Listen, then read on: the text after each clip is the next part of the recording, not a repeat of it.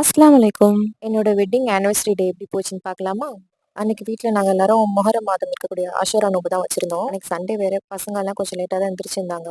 யூசுவலா இருக்க ஒர்க் எல்லாம் முடிச்சுட்டு ஃபாஸ்டிங் இருக்கிறப்ப குக் பண்றதுக்கு வேலை இருக்காது. ஸோ நான் ரெடி ஆயிட்டு ஃபோட்டோஸ் கொஞ்சம் எடுத்தோம். ஹஸ்பண்ட் அன்னைக்குன்னு பார்த்து ஊர்ல இருக்க முடியல. அந்த மாதிரி சிச்சுவேஷன் ஆயிடுச்சு. பட் அன்னைக்கு டே முடியறதுக்குள்ள வருவேன்ட்டு என்கிட்ட சொல்லிட்டு போயிருந்தாங்க. அப்புறமா ப்ரேயர்லாம் பண்ணிட்டு பசங்களுக்கும் தம்பிக்கும் வந்து ஃபுட் வச்சு கொடுத்துருந்தேன். வெளியில தான் ஆர்டர் பண்ணியிருந்தோம். ஹஸ்பண்ட் தான் வந்து பிரியாணி ஆர்டர் பண்ணியிருந்தாங்க. அவங்க மட்டன் பிரியாணி ஆர்டர் பண்ணியிருக்காங்க போல. பட் இவங்க மாத்தி சிக்கன் பிரியாணி குடுத்துட்டாங்க. ஃபுட் வந்து வச்சு குடுத்ததுக்கு அப்புறம் சொல்றாங்க பார்சல் சேஞ்ச் ஆயிடுச்சுன்னு சொல்லிட்டு. அப்புறம் பரவாயில்லன்னு சொல்லி விட்டுட்டோம். உப்பு உருண்டை அன்னைக்கு மாமியாங்க நெறைய செஞ்சிருந்தாங்க. எங்க எல்லார் வீட்டுக்கும் குடுக்கலான்னு சொல்லிட்டு. எங்களுக்கும் நெறைய வீட்லேருந்து வந்திருந்துச்சு. அப்புறம் இந்த ஃபலாஃபிலும் வெளியில தான் வாங்கியிருந்தோம். சூப்பரா இருந்துச்சு டேஸ்ட்டு.